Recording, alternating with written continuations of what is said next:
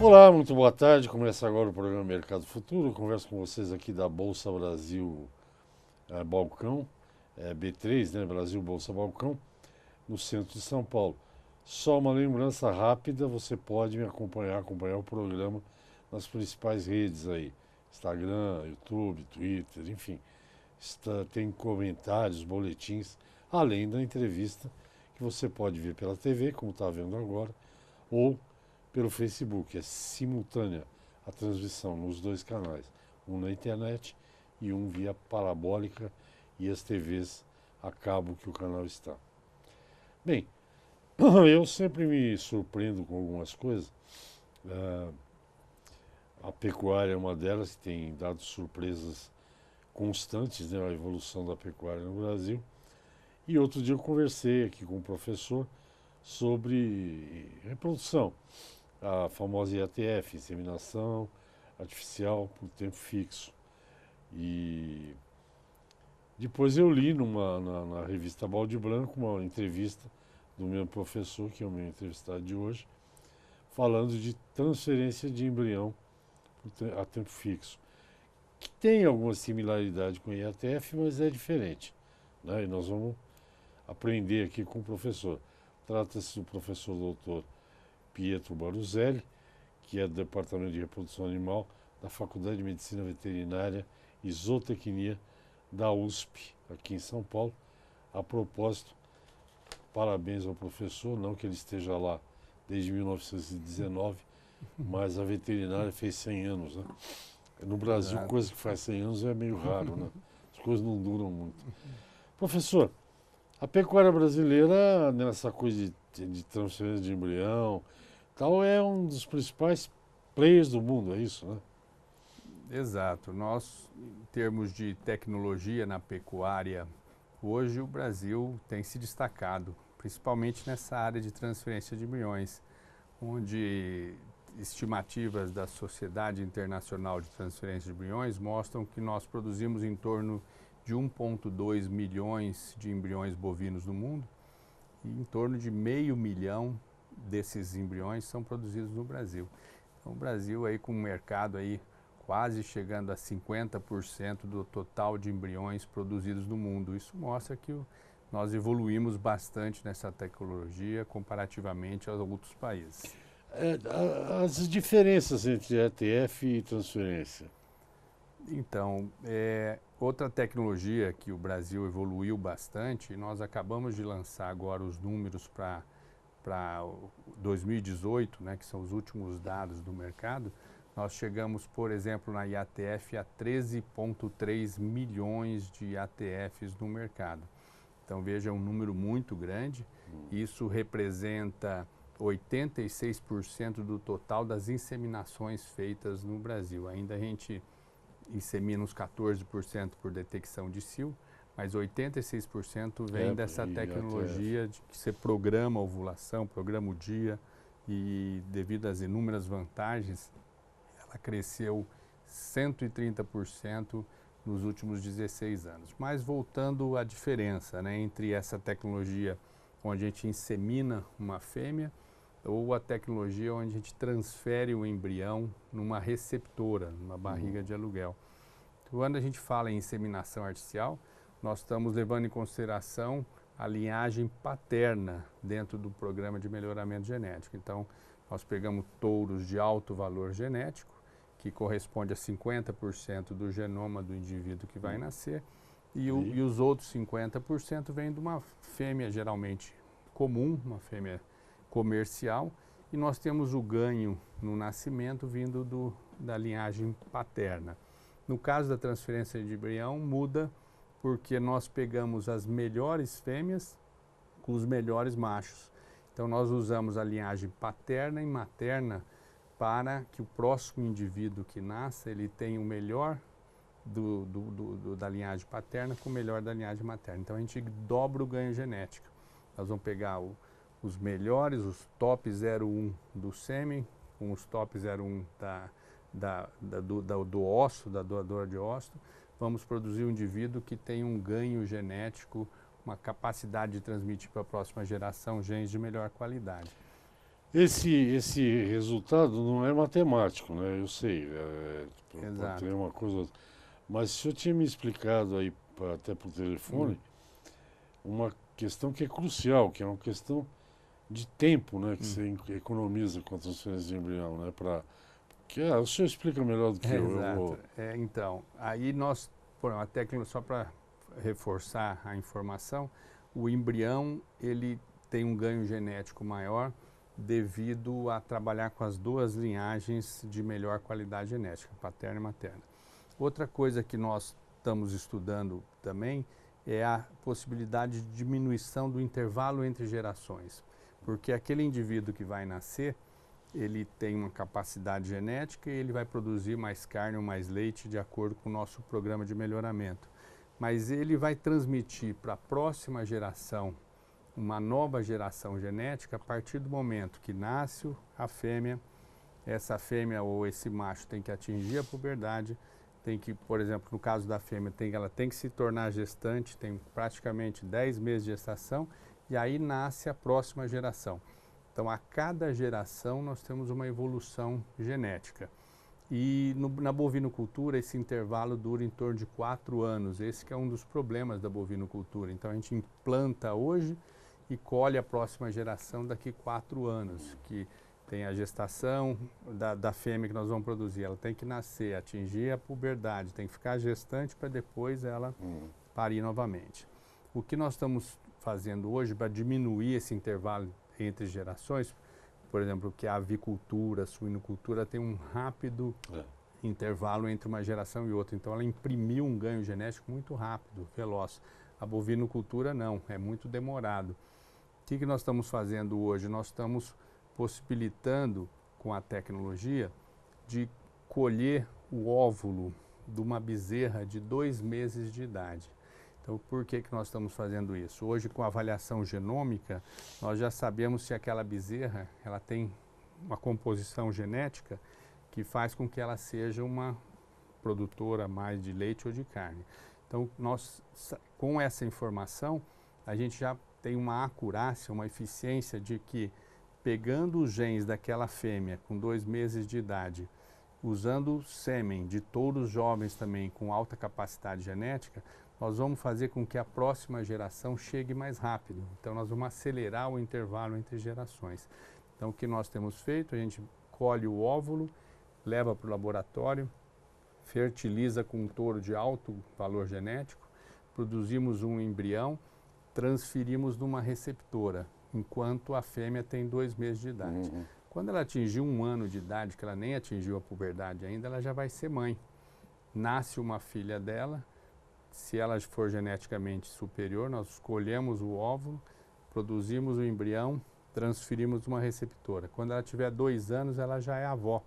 É quando ela estaria entrando em reprodução. Nós já tivemos 2 gerações desse animal. Volto a dizer, se ele é de alto valor genético, nós estamos falando que o ganho genético da pecuária de corte de leite seja um ganho mais rápido. Isso, logicamente, traz retornos ao produtor, ao sistema de produção como um todo. Eu brinquei com o professor Pietro. Ciência às vezes me dá uns sustos, ele falou que não tem risco nenhum. Nós vamos um pequeno intervalo, a gente volta já.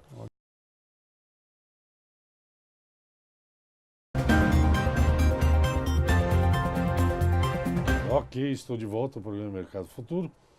Converso com o professor doutor da Faculdade de Medicina Veterinária e Zootecnia da USP, Departamento de Reprodução Animal, professor doutor Pietro Baruzelli.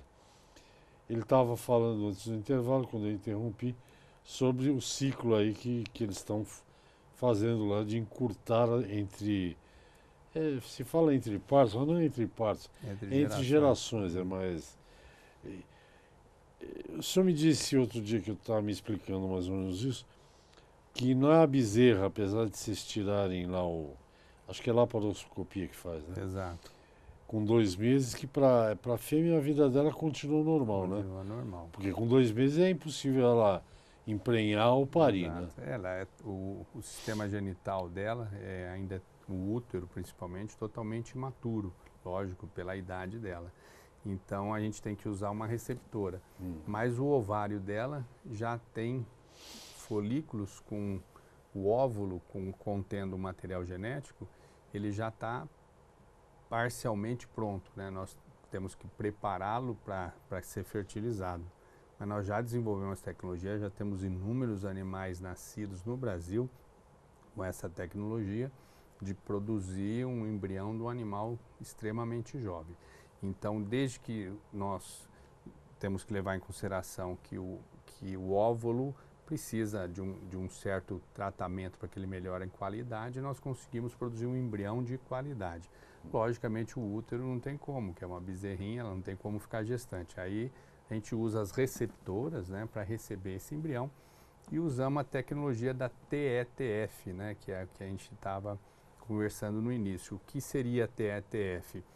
Por exemplo, a gente pega 20 embriões de bezerras jovens e vamos transferir nas receptoras. Nós programamos essas receptoras para que elas ovulem no mesmo dia e tenha no dia da transferência uma estrutura que demonstra que essa receptora ovulou e tem um bom corpo lúteo, que chama essa estrutura chamada corpo lúteo, tem que estar presente na transferência, para que a gente coloque o embrião num útero que esteja sincronizado com o desenvolvimento do embrião que nós produzimos no laboratório. Hoje a gente faz isso com muita facilidade. Nós sincronizamos a receptora, fazemos com que todas estejam no 7º dia de um ciclo reprodutivo e transferimos embriões em tempo fixo. Então a gente faz com que a transferência também seja feita na receptora sem a necessidade de observar o cio, de pré-sincronizar esses animais com alguma metodologia que faça com que a detecção de cio seja a base, e fazemos tudo em forma programada, com 3 manejos também. Prendemos animais somente 3 vezes essa receptora para que ela seja transferida, que é relativamente fácil hoje dentro do manejo de uma fazenda. Se eu entendi, eu simplifico aqui algumas coisas. Lógico. Quer dizer, vocês transferem o embrião e lá dentro da barriga de aluguel, o embrião lá dentro, o sistema reprodutivo, está no mesmo... Na mesma fase de desenvolvimento. Eu vi que você tem 2 filhos jovens, está no mesmo mood, é isso? Isso. Tá todo mundo no 7º dia. Exato. Para não dar nenhum... E tem que estar na mesma fase de desenvolvimento para o embrião encontrar um útero que tenha condições de se desenvolver. Entendi. E de se estabelecer. Então, mas hoje é uma tecnologia que a gente já sabe dentro da pecuária há vários anos dessas informações, e nós já desenvolvemos esses pacotes tecnológicos e hoje já é utilizado com bastante frequência nas fazendas que usam transferência de embrião. Professor, é curioso esse negócio, essa alta tecnologia, né, que se usa, porque a pecuária dos agrícolas durante muitos anos sempre foi a mais atrasada, né? Exato. E tem gente fazendo isso mesmo? Gente com 1.000 boi, 2.000, 5.000? Tem gente? Tem esse 500 mil de embriões que são transferidos por ano no Brasil. Pois é, 1.000 milhão é embrião para mais de metro. E desses, nós temos inclusive os dados da Sociedade Brasileira de Tecnologia de Embriões, que em torno de 60% hoje desse mercado é para fêmeas de produção leiteira e 40% para fêmeas de corte. Isso foi uma mudança brusca, porque há 20 anos, no início da aplicação, vamos dizer, mais frequente da tecnologia, nós tínhamos um mercado que era voltado praticamente 90% para o corte e só 10% para o leite. Hoje nós temos um mercado bem mais voltado, não bem, mas em torno de 60% para o corte, 40% para o leite e 40% para o corte. Porque é completamente distinto, né, a produção de corte e de leite. Exato. A vaca de leite, ela é exigida o tempo todo, né? E aí que tem uma informação interessante. Nós desenvolvemos vários estudos no nosso grupo de pesquisa, onde nós verificamos que a transferência de embrião em vacas de leite tem duas grandes finalidades dentro do manejo reprodutivo e produtivo da fazenda. Lógico, a primeira é o melhoramento genético. Nós vamos trabalhar com uma fêmea de alto valor genético, um macho de alto valor genético. Nós temos a possibilidade hoje de usar sêmen sexado para a produção do embrião. Então, lógico, a maior o objetivo da pecuária de leite é produção de uma fêmea, lógico, a produção de leite. Então nós usamos sexado fêmea para a produção daquele embrião. E quando dentro do manejo de uma fazenda de alta produção, que é o que a gente estava comentando hoje, nós temos 2 gargalos no Brasil para a produção de leite. O primeiro chama estresse calórico. Nós pegamos um animal de clima temperado e colocamos no trópico. Então ela sente muito calor, ela tem muito estresse calórico e compromete a qualidade do óvulo. O estresse como um todo faz com que tenham mudanças metabólicas que a vaca baixa a fertilidade por produzir um óvulo de baixa qualidade. Nesse caso, o que nós temos feito? Temos transferido o embrião numa vaca durante o verão. O embrião já foi produzido, ele está criopreservado ou não, pode ser embrião a fresco ou preservado. Aquela vaca sob estresse calórico, ela ovula um óvulo de baixa qualidade que não vai se tornar gestante, mas o útero dela, ele está apto para desenvolver uma gestação. Nós vamos lá e colocamos um embrião e ela tem se tornado gestante. Para você ter uma ideia, uma vaca sob estresse calórico no Brasil, cada 10 vacas inseminadas, uma fica gestante. Nós temos 10% de concepção durante os meses quentes do ano. Quando nós transferimos o embrião nessa vaca, para cada 10, 4 fica gestantes. Nós estamos melhorando 4 vezes a fertilidade, além de estar introduzindo um embrião de semissexado fêmea e estarmos introduzindo um embrião de alto valor genético. Então são todas tecnologias que hoje já estão sendo usadas nas melhores fazendas do Brasil na tentativa de otimizar a produção de leite. E só complementando, dentro da fazenda de leite, nós temos uma vaca também que chama vaca repetidora de cio. É aquela vaca que é inseminada no emprenho, inseminada no emprenho. São várias explicações para que isso ocorra, acho que não é o caso da gente comentar aqui, mas isso é frequente. No Brasil nós temos em torno de 25 a 30% das fêmeas na fazenda de leite que não se tornam gestantes. E quando a gente transfere um embrião nessa fêmea, ela está se tornando gestante também. Porque ela não se torna gestante, principalmente devido a problemas metabólicos que também comprometem a qualidade do óvulo, mas o útero dela é de boa qualidade. Então, a transferência de embrião, além de melhorar geneticamente, ela pode ser uma ferramenta de corrigir a fertilidade, principalmente em rebanhos leiteiros. Por isso que, inclusive, tem crescido muito e hoje a gente usa mais embrião para fêmeas leiteiras do que para fêmeas de corte. Não, sem falar, nós vamos para outro intervalo, sem falar do lado econômico, 25% de fêmeas que não emprenham é prejuízo na certa produtor de leite, né? Exato. Converso com o professor Dr. Pietro Borduzelli, do Departamento de Reprodução Animal da Faculdade de Medicina Veterinária e Zootecnia da USP, Universidade de São Paulo. Nós voltaremos rapidamente, até já. Ok, estou de volta. O assunto hoje é transferência de embrião. É a tempo fixo ou por tempo fixo? Em tempo fixo. Em tempo fixo. Nenhuma nem outra, acertei todas. Então, no final do outro bloco, estamos falando da economia. E é curioso porque essa mudança de aumentar, de sair da pecuária de corte para a pecuária de leite, o Brasil tem um enorme rebanho, né, 200 e poucos milhões de cabeças, e o Brasil ainda no leite, ainda a produção, tem ano que produz suficiente, tem ano que importa, né? Muito ainda. Mas pelo que o senhor está me dizendo aí de uso de tecnologia, logo vai ultrapassar essa barreira. O Brasil vai ter parece-me, não sei, né? A pecuária de corte, hoje em termos de tecnologia, vamos falar um pouquinho agora de inseminação artificial. Hoje nós inseminamos 13% das matrizes de corte, inseminamos 10% das matrizes de leite. O mundo todo faz exatamente ao contrário, se insemina menos corte e muito mais leite. Então nós temos ainda uma pecuária de leite que ainda utiliza muito pouco tecnologia.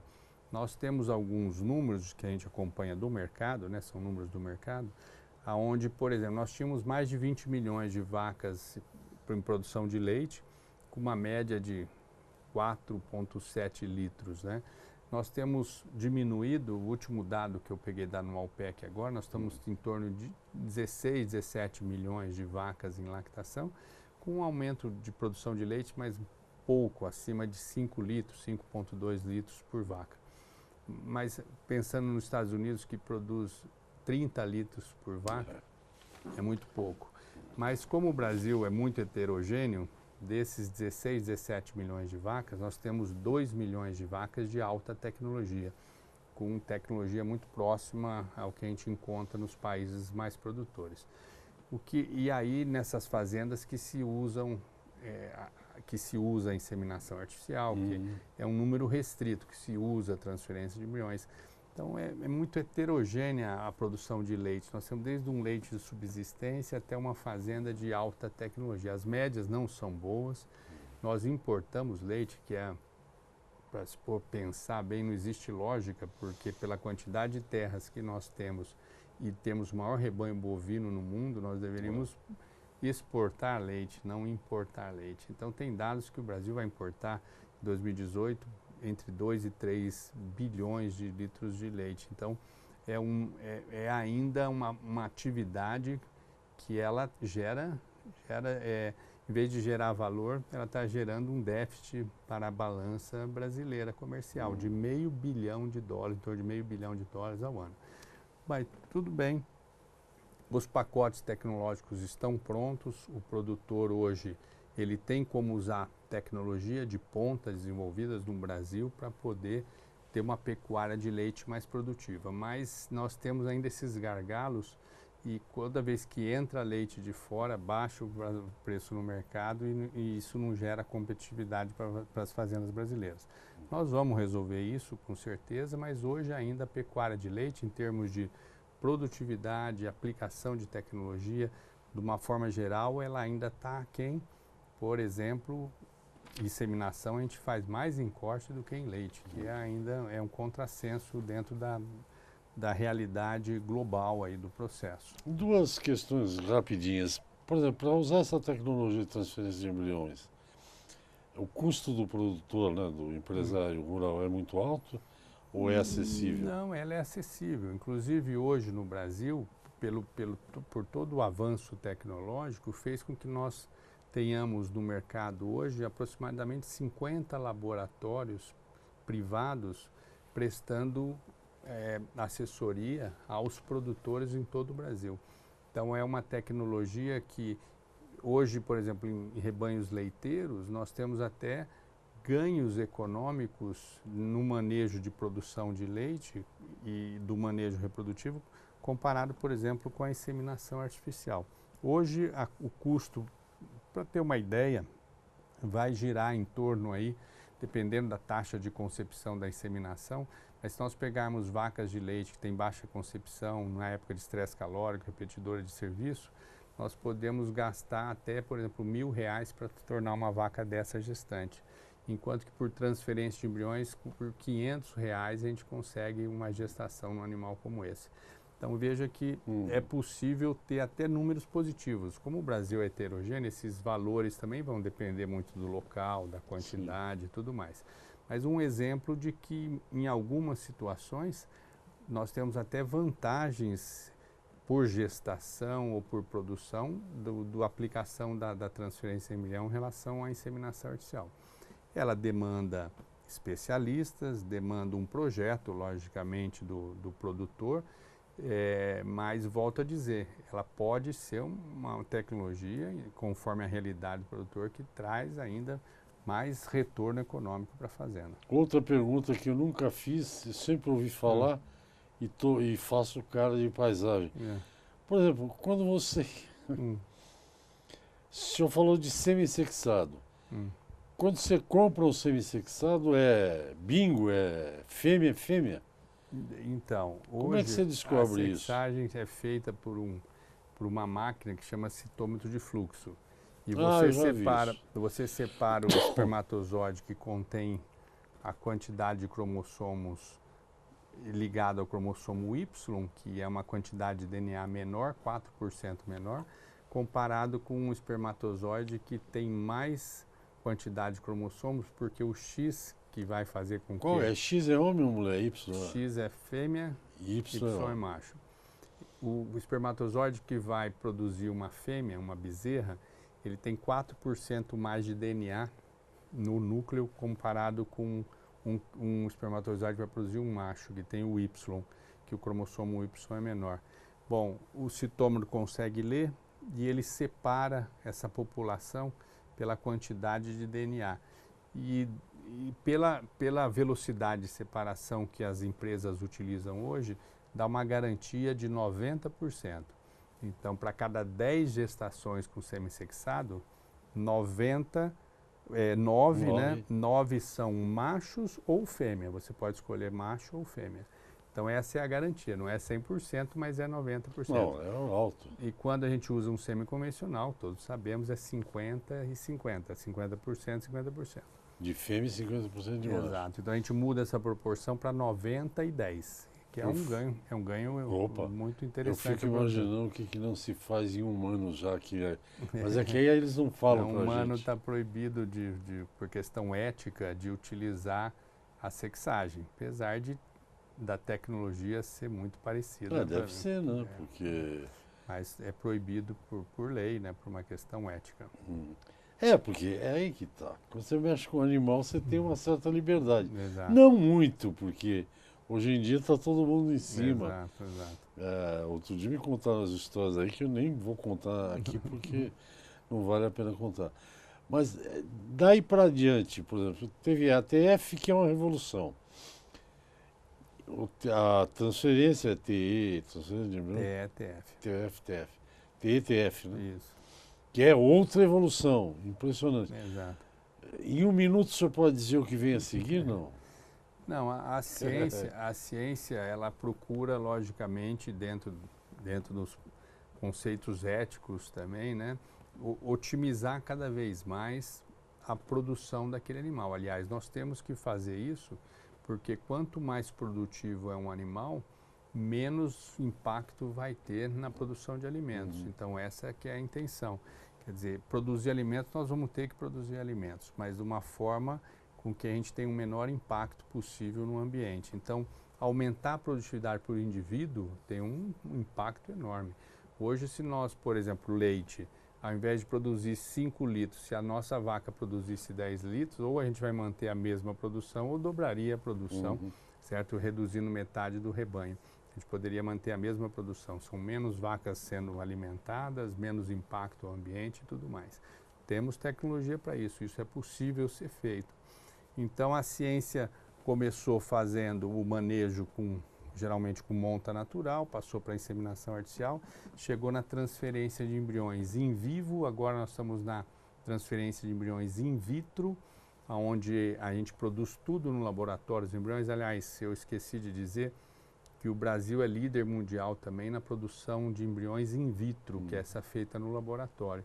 Aí as vantagens do Brasil aumentam muito em relação ao mundo, porque é o país que mais produz também embriões in vitro. 60% dos embriões in vitro são produzidos aqui. Então, além de nós sermos o líder em produção, nós produzimos para a tecnologia mais nova, que essa é feita, que a gente colhe o óvulo da vaca e desenvolve o embrião no laboratório. A partir daí... Nosso tempo, professor. A partir daí vão ter as associações de interação com genética, e nós vamos começar a multiplicar cada vez mais animais com alta qualidade genética com essas ferramentas de reprodução animal assistida, que já estão disponíveis e vão cada vez melhorar mais a sua eficiência ao produtor. Bom, no nosso tempo acabou, muito obrigado. Belíssima entrevista.